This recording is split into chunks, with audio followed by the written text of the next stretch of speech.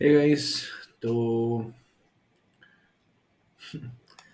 रात के 3 बज रहे हैं और पता नहीं क्यों मैं वीडियो बना रहा हूँ। ठीक है, बोर हो रहा था तो बना दिया। तो यार, एक बहुत ही इम्पोर्टेंट टॉपिक है, डिप्लॉय कैसे करते हैं। ठीक है, तुमने एप्लीकेशन तो बना ली भाई, उसको तुम डिप्लॉय नहीं कर रहे हो, तो तुम बहुत बड़ी बेवकूफ़ी कर रहे हो। ठीक है, देखो यार, अगर मेरे पास कोई रेज्यूमे आता है या कोई पोर्टफोलियो आता है, तो मेरे पास समय नहीं है यार कि मैं जाके उसका गिटहब रिपोजिटरी देखूं कि तुमने कोड करा है, कोड चल रहा है नहीं चल रहा है। ज़्यादातर लोगों ने तो गिटहब पे रीडमी भी नहीं लिखा होता। ठीक है, तो समझना बहुत मुश्किल है कि तुमने बनाया क्या है। ठीक है, और सबसे इम्पोर्टेंट चीज़ क्या होती है पता है दुनिया में? वो होती है भाई मार्केटिंग। अगर तुमने मार्केटिंग ठीक से नहीं ना की खुद की, तो तुम कहीं नहीं पहुंचोगे। ठीक है, तो डिप्लॉय करना सबसे इम्पोर्टेंट चीज़ है तुम्हारी मार्केटिंग के लिए, खुद के पर्सनल ब्रांडिंग के लिए सबसे इम्पोर्टेंट चीज़ है। तो डिप्लॉय कैसे करें भाई? अब जो अगर तुमने रिएक्ट या सिर्फ रिएक्ट या नेक्स्ट जेस करते हुए, मतलब फ्रंट एंड डेवलपर हो खाली, तो सोच रहे हैं क्या दिक्कत है भाई, क्या इशू है? कोई इशू नहीं है। मैं तो बनाता हूँ भाई और मैं वर्सल पे डिप्लॉय कर देता हूँ। ठीक है, मैं शांति से वर्सल यूज़ कर लेता हूँ। तो वर्सल बढ़िया चीज़ है, नो डाउट, बहुत ही बढ़िया चीज़ है। अगर तुम एक फ्रंट एंड एप्लीकेशन डिप्लॉय कर रहे हो, वर्सल इज़ द बेस्ट। तुमको एक ढंग की यूआरएल वगैरह मिल जाती है और काफ़ी अच्छा अप टाइम भी होता है इसका। ठीक है, तो वर्सल बढ़िया है। लेकिन किसके लिए बढ़िया है भाई? कि जब तुम्हारे पास सिर्फ फ्रंट एंड एप्लीकेशन है, जब तुम्हारे पास फ्रंट एंड है तभी। जहाँ तुम्हारे पास बैकएंड आता है, जब तुम्हारे पास डेटाबेस आता है, तो तुम वर्सल का इस्तेमाल नहीं कर सकते। वर्सल में ऐसा कोई फीचर ही नहीं है। और कॉम्प्लेक्सिटी वहीं आती है यार, जब तुम एक्चुअली में बैकएंड और डेटाबेस डिप्लॉय करते हो ना, तो प्रॉब्लम आती है। क्यों भाई? तुमसे सब कोई पैसा मांगते हैं। ठीक है, एक सिंपलेस्ट अप्रोच है कि तुम एक्चुअली गूगल क्लाउड या AWS किसी भी क्लाउड्स का सब्सक्रिप्शन ले लो और काम करो। ठीक है, जो पेड टियर होती है वो कभी ना कभी, जो फ्री टियर होती है तुम देते हैं, फ्री वर्जन देते हैं, वो कभी ना कभी एक्सपायर हो जाती है। मैं तो बहुत पता नहीं, बहुत जल्दी हो गया था गूगल क्लाउड मैंने फ्री वाला लिया था, तो बहुत जल्दी एक्सपायरी हो जाती है, तो कोई फ़ायदा नहीं होता, 3 महीने के आसपास रहती है। तो तुमको पैसा देना ही पड़ेगा उनको। ठीक है, एक ऑप्शन तो वो है। तो एक ऑप्शन भाई तुम्हारे पास क्या है कि तुम कोई भी क्लाउड सब्सक्रिप्शन ले लो। ठीक है, गूगल का, AWS का, एज्योर का, किसी का भी ले लो। ये जो है बड़ी महंगा होता है, ऑफ कोर्स बहुत महंगा होता है क्लाउड, ऐसे सस्ता वस्ता में नहीं मिलता तुमको। ठीक है, दूसरा क्या है बैकएंड एप्लीकेशन डिप्लॉय करने के लिए? वो है भाई कि तुम रेंडर जैसी चीज़ें ले लो। रेंडर, रेलवे, ये सब एप्लीकेशंस हैं, रिलेटिवली सस्ते होते हैं। 5, 7, 8, $10 के आसपास पर मंथ कॉस्ट करते हैं, यानी कि नियर अबाउट ₹1000 मान लो। और ये तुम्हारा मेजॉरिटी काम कर सकते हैं, यानी कि तुम ₹1000 महीने लगा सकते हो। तो रेंडर या रेलवे ऐसी की चीज़ ले लो, बहुत आसानी से कर पाओगे। लेकिन अगर तुम कंजूस हो और तुम फ्री में करना चाहते हो और अभी पैसा नहीं लगाना चाहते, बाद में आएगा तो लगाना चाहते हो, तो तुम ऐसे कर सकते हो। देखो तुम ऐसे, देखो, तुम्हारे पास 3 चीज़ें हैं।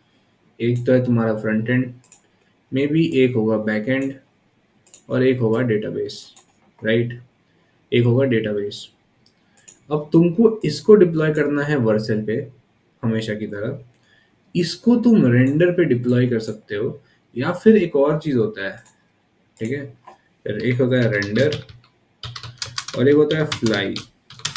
इन दोनों का इस्तेमाल तुम कर सकते हो, रेंडर या फ्लाई। जाओगे गूगल पे लिखोगे समझ आ जाएगा। सिंपल एप्लीकेशन है, गिटहब है, गिटहब रीपो कनेक्ट करो, तुम्हारा डिप्लॉय हो जाएगा।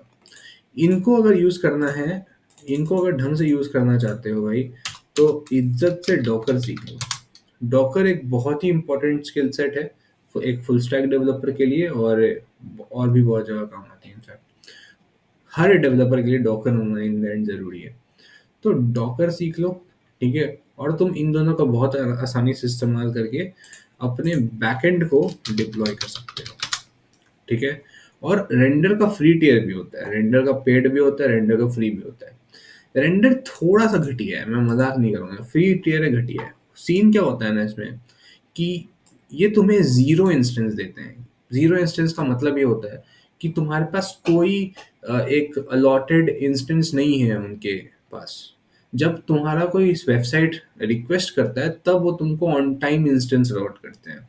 तो उससे होता क्या है कि डिले बहुत होता है। जैसे तुमने अभी रिक्वेस्ट करा तो 1-2 मिनट के बाद रिस्पॉन्स आएगा इनिशियली, उसके बाद ठीक आता है, बट इनिशियली काफ़ी लेट करता है रेंडर में। तो ये थोड़ा सा इडियोटिक बात है, बट फ्री में कर रहे हो तो क्या ही कंप्लेन करोगे, ठीक है। बट इसमें भी एक प्रॉब्लम है। अगर तुमने पेड वूड लिया तो ठीक है। इसमें प्रॉब्लम क्या है यार, कि इसमें ना कहीं भी तुमको डेटाबेस नहीं मिलेगा। तो अगर तुमको डेटाबेस वाले एप्लीकेशंस को डिप्लॉय करना है तो ये फेल हो जाएगा। तो बैकएंड तुमने रेंडर पे डिप्लॉय कर दिया, फ्रंट एंड तुमने अपना वर्सल पे डिप्लॉय कर दिया। अब बोलेगा अरे भाई अलग अलग कर रहे हैं, हाँ कोई प्रॉब्लम नहीं है, एपीआई से कम्युनिकेट करा दो, इससे एपीआई बनाओ और यहाँ पे कॉल कर दो, कोई इशू नहीं है, ठीक है। अब तुम्हारे पास लेट्स से डेटाबेस है, ठीक है, ये तुम्हारा डेटाबेस है, ठीक है। अब ये कहाँ से लाए? सबसे बड़ी प्रॉब्लम एक्चुअली डेटाबेस की ही होती है। तो इसके भी काफ़ी सॉल्यूशंस है। इसका एक बहुत ही फेमस और इम्पोर्टेंट सॉल्यूशन है भाई, वो है फायरबेस। फायरबेस या सुपाबेस। सुपाबेस मेरे को ज़्यादा पसंद है, सुपाबेस भाई, ठीक है। तो ये दोनों चीज़ जो है ये भी बढ़िया है, लेकिन इनमें क्या है ना भाई, ये अपने आप में पूरा ही बैकएंड है। फायरबेस सुपाबेस में सारे बेसिक बैकएंड फीचर्स हैं, ऑथेंटिकेशन वगैरह सब होता है इसमें। तो ज़्यादातर लोग क्या करते हैं कि फ्रंट एंड लिया और फायरबेस या सुपरबेस, इन्हीं दोनों से काम चला लेते हैं। और इट्स ट्रू, ये सही भी है कि अगर तुम्हारे पास फ्रंट एंड है और तुम्हारे पास सुपरबेस है, तुम्हारे पास यहाँ पे सुपरबेस है और यहाँ पे तुम्हारा एक रिएक्ट का फ्रंट एंड है, इन दोनों से ही मोस्टली वेब एप्स बन जाएंगे जो कि फुल स्टैक है। तो ये बैकएंड की आवश्यकता क्या है भाई? बैकएंड की आवश्यकता है कि पहले बात तो यार देखो, सुपरबेस वगैरह जो भी है, ठीक है, इसमें ऑफ कोर्स ना मतलब सारे फंक्शनैलिटीज नहीं होते। बैकएंड में अनलिमिटेड फंक्शनैलिटीज तो परफॉर्म कर सकते हो, बहुत सारी चीजें कर सकते हो। बैकएंड में तो मेन लॉजिक लिखते हो, तो इट्स नॉट लाइक कि सारा लॉजिक होगा।